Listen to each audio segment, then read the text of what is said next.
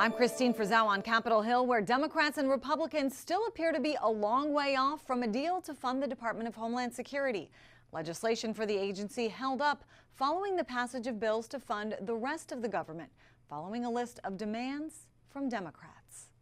On Capitol Hill, a spending standoff on a deal to fund the Department of Homeland Security. If I had to say now, they would probably expect that there is going to be a shutdown. The Friday deadline to fund the agency following a 2-week extension to give lawmakers time to negotiate and come to an agreement. Immigration enforcement should be fair, it should be just, and it should be humane. So dramatic changes are necessary. Those dramatic changes, a list of demands from Democrats who want to prohibit ICE agents from wearing masks to shield their identity, and for state law enforcement agencies to be able to investigate incidents in which federal agents are accused of using excessive force, requiring law enforcement officers to use body cameras and requiring judicial warrants before going into someone's home to make an arrest, one top demand facing major pushback. If we allow judges to be the roadblock, it doesn't keep our community safe. Administrative warrants work. I want to give law enforcement every tool they need to go out and apprehend these convicted criminals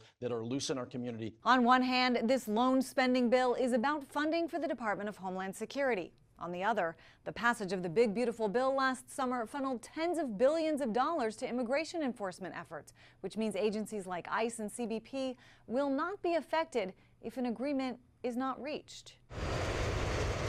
Instead, other components of the agency could be impacted in a major way, including the Transportation Security Administration, the Federal Emergency Management Agency, and the U.S. Coast Guard. If they want to go through the pain and suffering of not being able to board your airplane, having the safety and security of our country jeopardized, this is exactly what they're gambling with.